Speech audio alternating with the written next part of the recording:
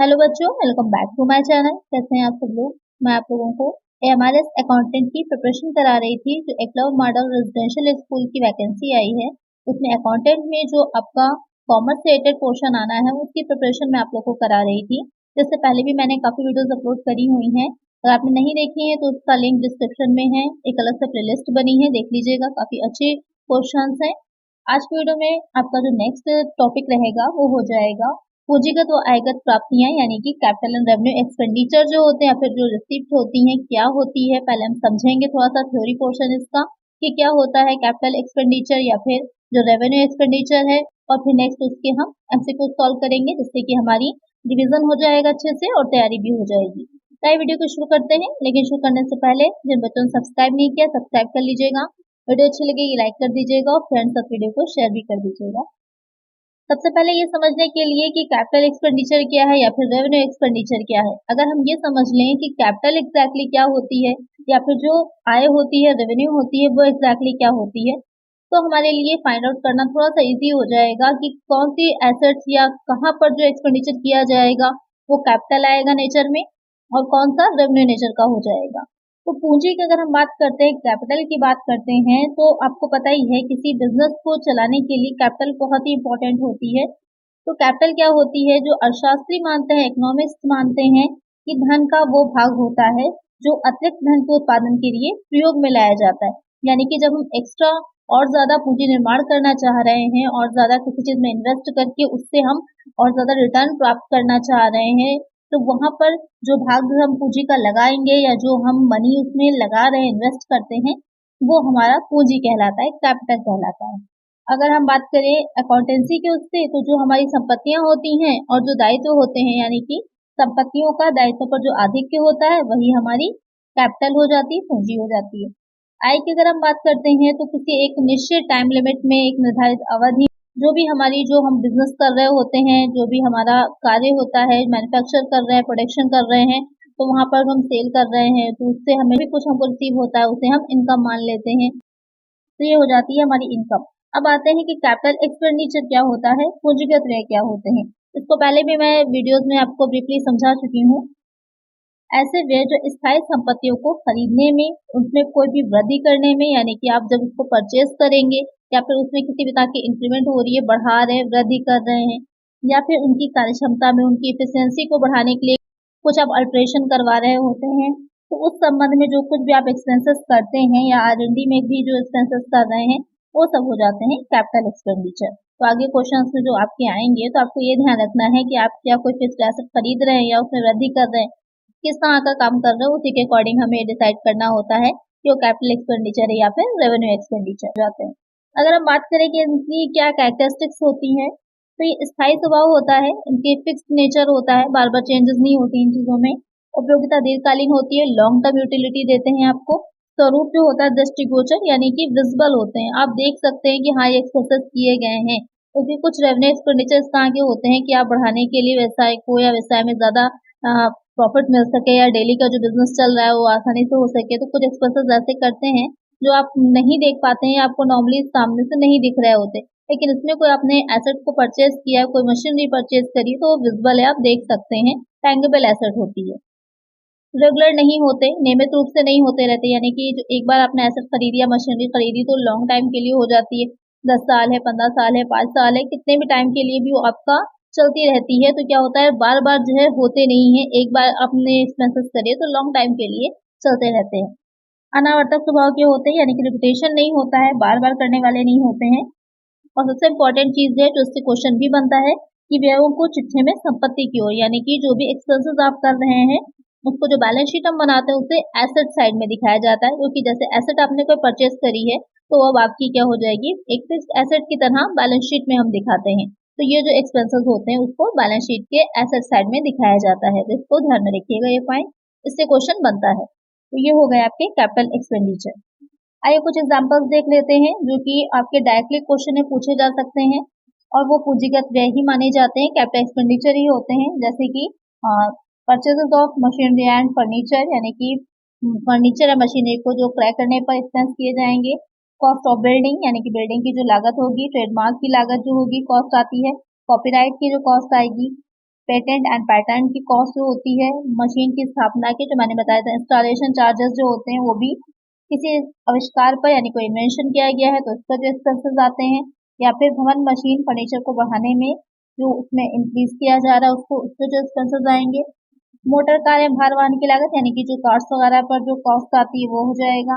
पट्टा संपत्ति की लागत यानी कि कोई लीज पर ली गई है एसेट तो उसकी भी जो कॉस्ट आ रही है। गुडविल की लागत है यानी कि जो कॉस्ट ऑफ गुडविल है। बिजली एवं पंखों की फिटिंग की लागत, खुदरा औजारों की लागत, ये सारे जो होते हैं क्या हो जाएंगे, आपके कैपिटल एक्सपेंडिचर हो जाएंगे। इसको ध्यान में रखिएगा, डायरेक्टली क्वेश्चन पूछ सकता है, आपसे कहेगा कि किस तरह का है, कैपिटल है या फिर डिफर्ड है, या फिर कैपिटल एक्सपेंडिचर है, रेवेन्यू एक्सपेंडिचर या फिर डिफर्ड रेवेन्यू एक्सपेंडिचर है। अभी आगे हम समझेंगे रेवेन्यू एक्सपेंडिचर और डिफर्ड रेवेन्यू एक्सपेंडिचर को भी। तो यहाँ पर इसको नोट डाउन कर लीजिएगा और समझ लीजिएगा। आइए नेक्स्ट चलते हैं आयगत व्यय पर कि रेवेन्यू एक्सपेंडिचर क्या होते हैं।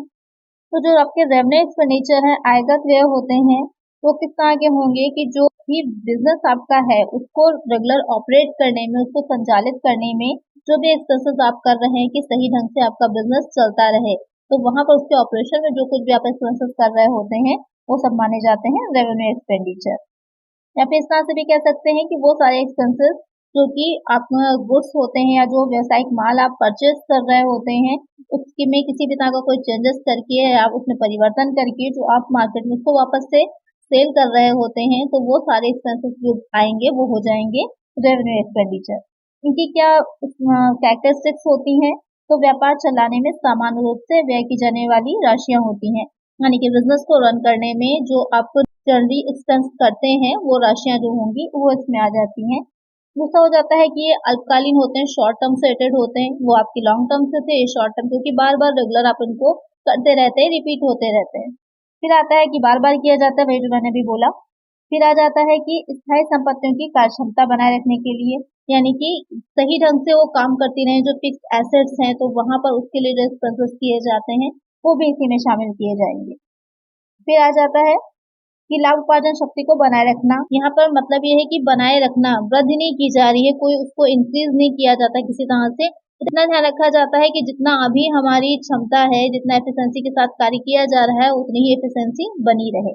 और सबसे इम्पोर्टेंट जो है, जिस तरह से जो आपके कैपिटल एक्सपेंडिचर थे उसको आप बैलेंस शीट में एसेट साइड पे दिखाते थे, लेकिन जो आपके रेवेन्यू एक्सपेंडिचर होते हैं उसको जो प्रॉफिट एंड लॉस अकाउंट हम बनाते हैं उसमें दिखाया जाता है डेबिट साइड में। तो ध्यान में रखिएगा, रेवेन्यू एक्सपेंडिचर आपके प्रॉफिट एंड लॉस अकाउंट के डेबिट साइड में आते हैं और जो कैपिटल एक्सपेंडिचर होते हैं वो बैलेंस शीट के एसेट साइड में आते हैं। कहीं पर आपको क्वेश्चन में नहीं भी समझ में अगर आ रहा है कि ये किस तरह का एक्सपेंस है, तो आप इस बात का भी ध्यान दे सकते हैं वो एक्सपेंस कहाँ दिखाया जाता है, बैलेंस शीट में दिखाया जाता है या फिर आपका जो प्रॉफिट एंड लॉस अकाउंट है वहां पर दिखाया जाता है, क्योंकि बहुत से ऐसे एक्सपेंसेस होते हैं जहाँ पर आपको कंफ्यूजन होती है कि किस में जाएगा, तो वहां पर आप इस तरह से भी आंसर को निकाल सकते हैं। अब कुछ एग्जांपल देख लेते हैं कि अगर डायरेक्ट वहां से क्वेश्चन पुटअप होता है तो आप आसानी से जान जाएंगे कि कौन सा एक्सपेंडिचर है।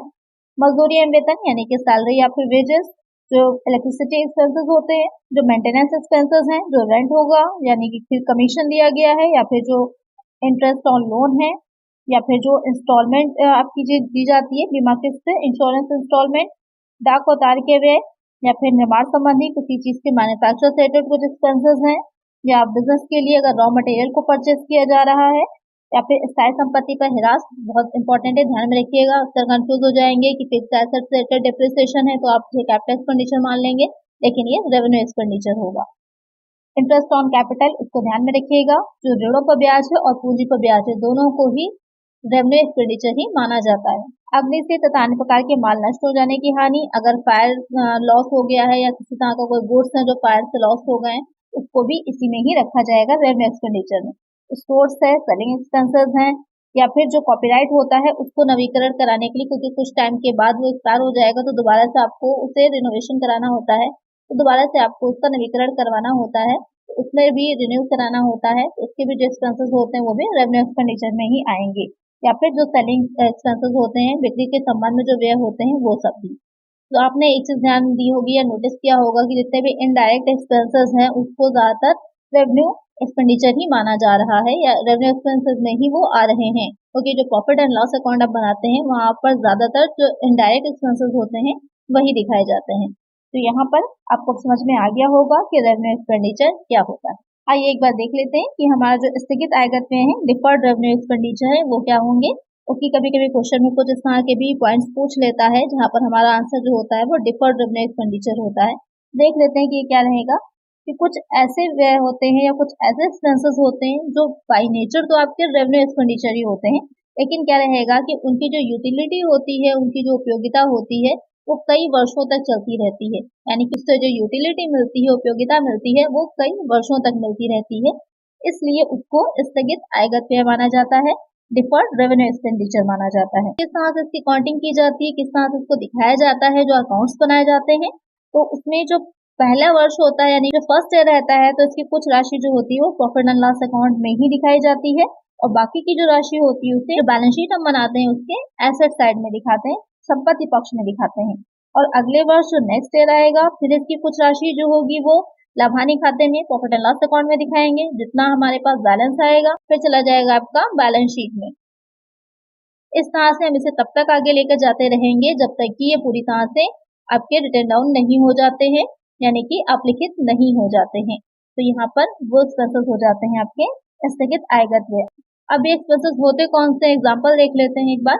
तो अंशों के निर्गमन पर व्यय, यानी कि जो भी आपने इशू किए हैं शेयर्स, उसके इशू करने पर जो एक्सपेंसेस होते हैं, जिसे फ्लोटिंग एक्सपेंसेस भी बोला जाता है, वो आ जाएंगे। ऋण पत्रों के निर्गमन पर व्यय, या फिर जो अभिभावकों को दिया जाने कमीशन, जो अंडरराइटर्स कमीशन होता है, प्रीलिमिनरी एक्सपेंसेस होते हैं, या फिर एडवर्टाइजमेंट पे किए गए ऐसे एक्सपेंसेस जिनका प्रॉफिट जो है वो कई वर्षों तक मिलता रहेगा, या फिर जो ऋण पत्र होते हैं, डिबेंचर्स होते हैं, या फिर जो शेयर्स होते हैं, उनमें जब हम निर्गमन कर रहे होते हैं, उनको जो इशू कर रहे होते हैं, अगर कोई डिस्काउंट होता है तो वो ये हो जाएगा आपका डिफर्ड रेवेन्यू एक्सपेंडिचर। तो अगर क्वेश्चन में पूछता है तो डायरेक्टली आप आंसर दे सकते हैं। तो अब आपको क्लियर हो गया होगा कि कैपिटल एक्सपेंडिचर क्या होते हैं, रेवेन्यू एक्सपेंडिचर क्या होते हैं, और डिफर्ड रेवेन्यू एक्सपेंडिचर क्या होते हैं। तो आइए अब कुछ क्वेश्चंस पे चलते हैं और देखते हैं कि अभी जो हमने पढ़ा है वो कितना हमें अच्छे से समझ में आया है। आप लोग भी क्वेश्चंस को सॉल्व करिएगा और मुझे कमेंट में बताइएगा कि कितने क्वेश्चंस आप लोग के करेक्ट हुए हैं। आइए इसके एमसीक्यू सॉल्व करते हैं। इसमें फर्स्ट क्वेश्चन है, अचल संपत्ति की खरीद पर भुगतान की गई दलाली को डैश माना जाता है। Brokerage paid on the purchases of this fixed asset is treated as dash. Revenue expenditure, revenue received, capital expenditure, capital received. तो क्वेश्चन में कह रहा है कि जो फिक्स एसेट होती हैं, जब उसको हमने परचेज किया है तो उसको परचेज करने पर अगर हमने किसी तरह की कोई ब्रोकरेज दी है, पेमेंट किया है ब्रोकरेज का, तो उसको क्या कहा जाएगा, या वो किस तरह का एक्सपेंसेस माना जाएगा। राजस्व व्यय माना जाएगा, आयगत व्यय माना जाएगा, आयगत प्राप्तियां होंगी, या फिर पूंजीगत व्यय होगा, या फिर पूंजीगत प्राप्तियां होंगी।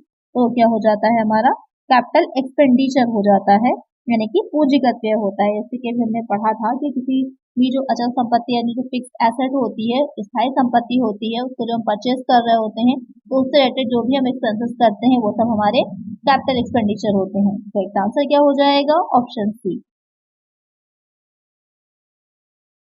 नेक्स्ट क्वेश्चन है, पूंजीगत व्यय का उदाहरण नहीं है, which is not the example of capital expenditure, cost of intangible asset, purchases of furniture, wages, none of these. Question में कह रहा है कि इसमें से कौन सा आपका जो है वो कैपिटल एक्सपेंडिचर का एक एग्जाम्पल नहीं होगा। तो जो अमूर्त संपत्ति की लागत होती है, इंटेंजिबल एसेट की कॉस्ट होती है, वो तो आपका कैपिटल एक्सपेंडिचर होती है। और जो फर्नीचर का क्या है, यानी कि परचेज ऑफ फर्नीचर, ये भी कैपिटल एक्सपेंडिचर ही होता है। लेकिन जो वेजेस होती है, मजदूरी होती है, या फिर अगर सैलरी दे रखी होती तो वो आपका रेवेन्यू एक्सपेंडिचर होता है। तो यहाँ पर क्या नहीं होगा, वो हो जाएगी वेजेस। इसका आंसर होगा ऑप्शन सी। नेक्स्ट क्वेश्चन है, आयगत व्यय किया जाता है, revenue expenditure is include for research and development to maintain the efficiency of an asset, to buy a fixed asset, none of the above. तो क्वेश्चन में कह रहा है जो आयगत व्यय किया जाता है वो किससे रिलेटेड है या किस लिए किया जाता है, कि जो विकास या अनुसंधान के कार्य हैं उनके लिए, या फिर जो कोई संपत्ति है उसकी दक्षता को बनाए रखने के लिए, या फिर जो अचल संपत्ति है उसको क्रय करने के लिए, खरीदने के लिए, या फिर में से कोई नहीं। तो आपको पता ही है जो R&D होगा वो भी जाता है कैपिटल एक्सपेंडिचर में। जो आप फिक्स एसेट को बाई कर रहे होते हैं तो वो भी आपका किस में जाता है, कैपिटल एक्सपेंडिचर में जाता है। तो यहाँ पर जब आप किसी एसेट की दक्षता को, उसकी एफिशिएंसी को बनाए रखने के लिए एक्सपेंसेस कर रहे होते हैं तो वो जाते हैं आपके रेवेन्यू एक्सपेंडिचर में। तो एक आंसर होगा हमारा ऑप्शन बी। नेक्स्ट क्वेश्चन है, ऐसे व्यय जो आयगत प्रकृति के होते हैं, और उनकी उपयोगिता कई वर्षों तक प्राप्त की जाती है कहलाते हैं। Dash refers to those expenses which will be incurred in the current accounting period, but the benefit of the expenses will be applicable over several accounting periods. Capital expenditure, revenue expenditure, deferred revenue expenditure, none of the above. Question में कह रहा है कि इस तरह के expenses हैं जो आपके नेचर में तो रेवेन्यू होते हैं, लेकिन उनकी जो उपयोगिता यूटिलिटी है वो कई वर्षों तक मिलती रहती है, कई सालों तक मिलती रहेगी। तो कौन से एक्सपेंसेस होते हैं? तो इसका आंसर आप लोग मुझे कमेंट करिए। मैंने इसको बहुत अच्छे से आपको समझाया है अभी, तो इसका आंसर आप लोग मुझे जल्दी से कमेंट करिए कि क्या होगा। नेक्स्ट क्वेश्चन है, व्यापारिक खाते और लाभ हानि खाते में किसे दिखाया जाता है? Which is shown in the trading account और profit and loss account. Capital expenditure, revenue expenditure, A and B both, none of these. मैंने पहले आप लोग को बताया था कि बैलेंस शीट में क्या दिखाते हैं हम? कैपिटल एक्सपेंडिचर दिखाते हैं। किधर दिखाते हैं? जो एसेट साइड होता है वहां पर, और जो रेवेन्यू एक्सपेंडिचर होते हैं उसे हम प्रॉफिट एंड लॉस अकाउंट के डेबिट साइड में दिखाते हैं। तो यहाँ पर जो क्वेश्चन आपसे पूछ रहा है कि आपके प्रॉफिट एंड लॉस अकाउंट या फिर ट्रेडिंग अकाउंट में क्या दिखाया जाता है, वो हो जाता है रेवेन्यू एक्सपेंडिचर आएगा। एक आंसर हो जाएगा हमारा ऑप्शन बी। नेक्स्ट क्वेश्चन है, निवेश और अचल संपत्तियों की बिक्री से प्राप्त राशि डैश का एक उदाहरण है। Amount received from the sale of investment and fixed asset is an example of dash. Capital expenditure, revenue expenditure, revenue received, capital received, revenue expenditure. Question में कह रहा है कि निवेश जो आपके इन्वेस्टमेंट होती है या फिर जो अचल संपत्तियां फिक्स्ड एसेट होती हैं उनको सेल किया गया है, तो उससे जो राशि मिली, अमाउंट मिला है, वो किस तरह का रहेगा, या वो कैपिटल का नेचर है या फिर रेवेन्यू नेचर का है। तो यहाँ पर अचल संपत्तियों की अगर हम बिक्री कर रहे हैं, इन्वेस्टमेंट को हम जो सेल कर रहे हैं, तो लॉन्ग टर्म से रिलेटेड हो जाता है। तो किस तरह का हो जाएगा? वो कैपिटल रिसीप्ट होगा, पूंजीगत प्राप्ति होगा। तो एक आंसर हो जाएगा हमारा ऑप्शन सी। नेक्स्ट क्वेश्चन है, समय के साथ टूट-फूट के कारण अचल संपत्तियां हर साल अपने मूल्य का कुछ हिस्सा खो देती हैं। अचल संपत्तियों पर ऐसी कमी को डैश कहा जाता है। Fixed assets loss part of their value every year due to wear and tear with passage of time. Such reduction is called dash on fixed asset. Depreciation, deduction, wastage, none of this. Question में कह रहा है कि जैसे जैसे time जो है होता जाता है, तो जो भी हमारी फिक्स्ड एसेट होती हैं उनके वैल्यू में, उनके मूल्य में कुछ कमी आती जाती है। तो वो कमी क्या कहलाती है? तो आपको पता है वो कमी क्या होगी? वो डेप्रिसिएशन कहलाता है, ह्रास कहलाता है, या फिर मूल्य ह्रास भी इसे बोलते हैं। तो इसका आंसर क्या होगा हमारा? Option A. किराएदारों से प्राप्त किराया डैश का एक उदाहरण है। Rent receipt from tenants is an example of dash. Capital expenditure, revenue receipt, capital receipt, revenue expenditure. तो अगर किराया मिल रहा है किराएदारों से, तो किस तरह का आपका एक्सपेंसेस होते हैं या किस तरह की प्राप्ति होगी? तो जो रेंट रिसीव होगा वो हो जाती है आपकी रेवेन्यू रिसीव, यानी कि आयगत प्राप्ति होती है। एक आंसर हो जाएगा हमारा ऑप्शन बी। तो आज की वीडियो में इतना ही। आई होप आपको वीडियो अच्छी लगी होगी। अगर वीडियो अच्छी लगी है तो लाइक कर दीजिएगा, और इस तरह के वीडियोस के लिए चैनल को सब्सक्राइब कर लीजिएगा, और फ्रेंड्स के साथ वीडियो को शेयर भी कर दीजिएगा। मिलते हैं नेक्स्ट वीडियो में। Thank you.